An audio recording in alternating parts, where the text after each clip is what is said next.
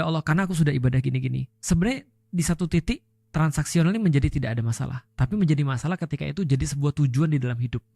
Artinya kita nggak akan berbuat sesuatu kalau tidak ada janji sesuatu. Apa yang membuat transaksional ini jalan? Fisikal.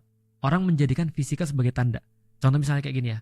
Antum pernah ketemu dengan orang-orang yang ini nggak ketika kita bilang, ini nih dompetku hilang, kayak kemarin nih misalnya, motorku hilang misalnya. Aku bilang motorku hilang, orang bilang, Ustadz kali pas beli nggak pakai bismillah.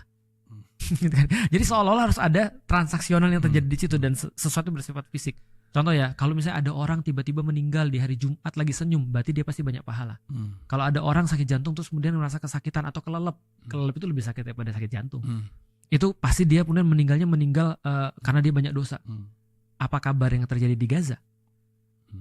Meninggalnya aku yakin secara fisikal lebih parah daripada bapak, gitu kan ya.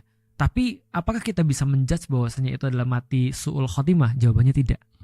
Kita cuma bisa mengatakan kalau ada orang yang meninggal dalam keadaan tenang, insya Allah ini husnul khotimah.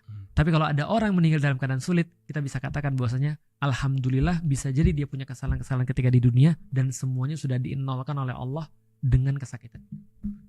Jadi semuanya jadi baik kan. Tapi yang sudah pasti adalah kita nggak tahu nih kita matinya seperti apa. Tapi yang jelas bekal itu harus ada. Dan termasuk salah satu bekal adalah anak yang soleh kan gitu. Artinya Mas Panji dalam keadaan ini punya keadaan yang lebih baik daripada aku. Mas Panji sudah jelas bapaknya mati dalam keadaan Islam.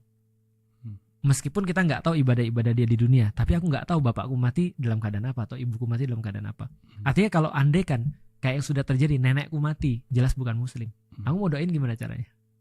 Paling cuma dalam hatiku aja kan, aku sayang sama nenekku, aku dulu dibesarin sama nenekku ketika masih kecil, aku cuma bisa bilang dalam hati aja, mudah-mudahan somehow ketika dia mati dalam keadaan baik.